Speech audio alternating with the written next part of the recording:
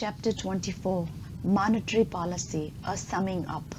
The financial crisis of 2008 has led to a major reassessment of monetary policy.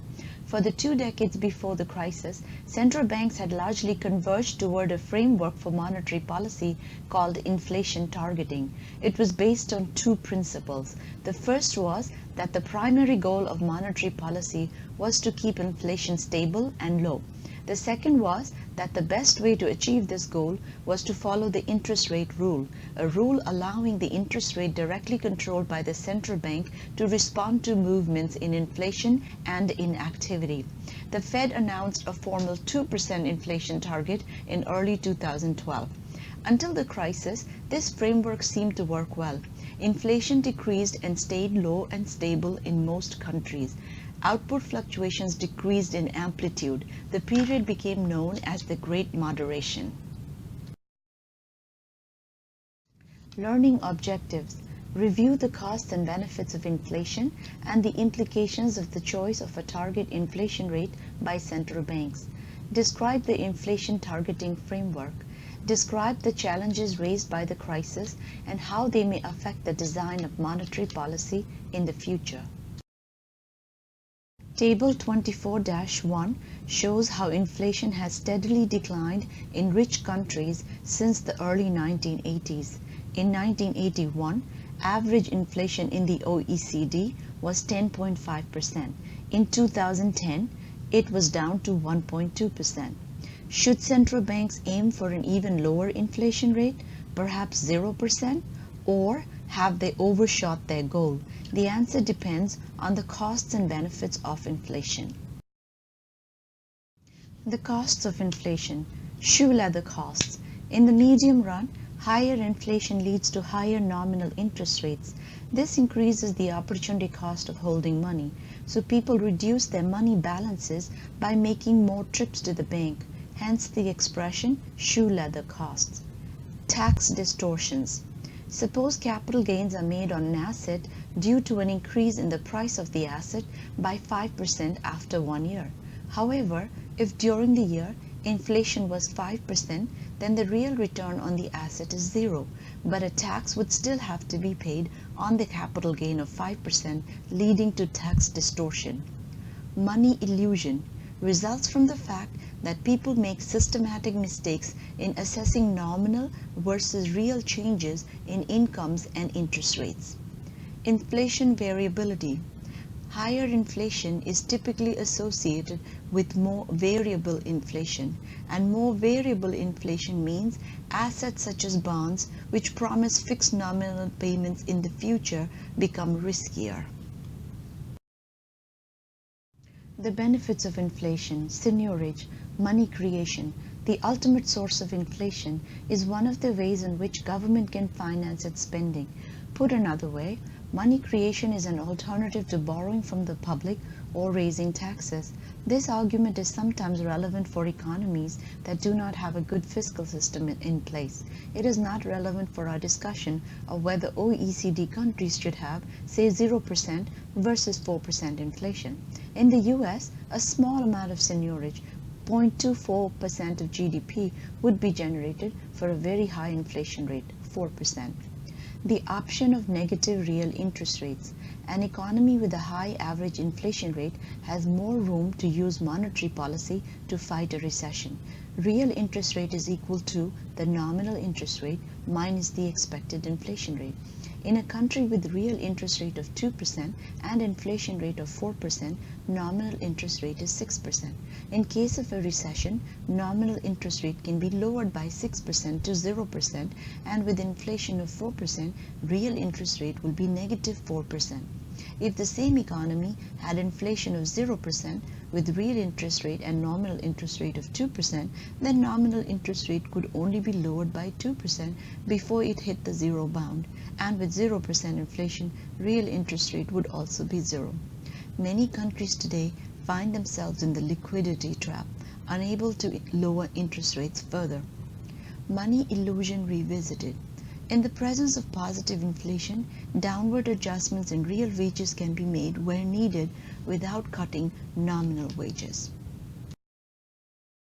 The optimal inflation rate debate goes on whether the target should be price stability, that is 0% inflation, or maybe a higher target rate, say 4%, based on the costs and benefits of inflation and the current situation of liquidity trap being experienced by many countries. For the time being, most central banks appear to be aiming for low but positive inflation, that is, inflation rates of about 2%. Figure 24-1 shows there is no tight relation between M1 money growth and inflation, not even in the medium run, because of shifts in the demand for money. Money growth targeting. Traditionally, the design of monetary policy was focused on nominal money growth, but because of the poor relation between inflation and money growth, this approach was abandoned by most central banks. Inflation targeting.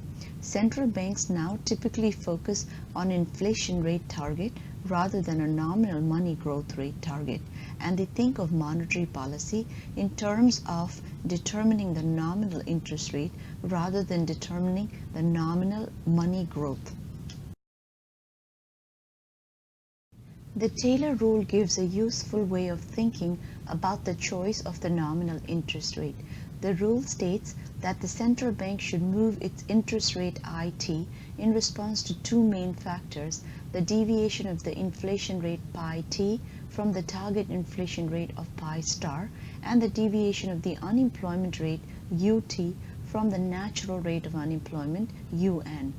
If inflation rate is equal to the target rate and unemployment is equal to the natural rate, then interest rate should be equal to the target interest rate of I star.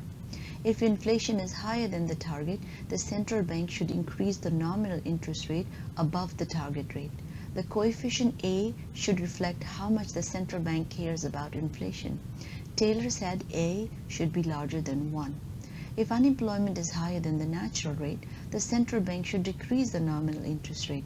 The coefficient B should reflect how much the central bank cares about unemployment.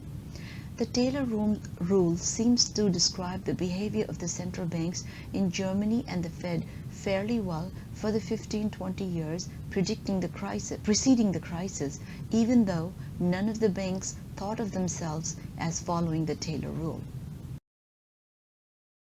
Challenges from the crisis. The liquidity trap. When the economy falls into the liquidity trap, conventional monetary policy, namely the use of nominal interest rate, can no longer be used. To avoid falling into the trap, some suggest a higher target inflation should be set. To get out of the trap, inflation expectations can be raised even if actual inflation and nominal interest rates are zero. In this case, real interest can be lowered. One of the ways that central banks have tried to affect inflation expectations during the crisis have been their use of quantitative easing, a large increase in the money stock. An economy is said to be in a liquidity trap when the short-term nominal interest rate on government bonds is down to zero. The interest rate on other assets may still be positive, and the central banks can try to lower those by buying those assets directly. This may or may not increase the money supply. Such actions go by the name of credit easing or qualitative easing or targeted easing. Summary. While unconventional monetary policy tools can help, they do not work as reliably as does conventional monetary policy, namely movements in the short-term nominal interest rate. Even taking unconventional monetary policy tools into account, being in the liquidity trap considerably reduces the scope of monetary policy. Challenges from the crisis. The crisis has shown that stable inflation is not a sufficient condition for macroeconomic stability. This is leading central bankers to explore the use of macroprudential tools, rules that are aimed directly at borrowers or lenders or banks and other financial institutions, as the case may be. Rules aimed at borrowers may be setting a ceiling on the size of the loan relative to the value of the house they buy, setting maximum loan-to-value ratio, or limiting the borrowing in foreign currency by households to prevent them from getting hurt if the domestic currency depreciates. Rules aimed at lenders can be to reduce leverage by imposing minimum capital ratios or by imposing capital controls on inflows that can be subject to sudden stops. How best to use these tools is still poorly understood and is one of the challenges facing monetary policy today.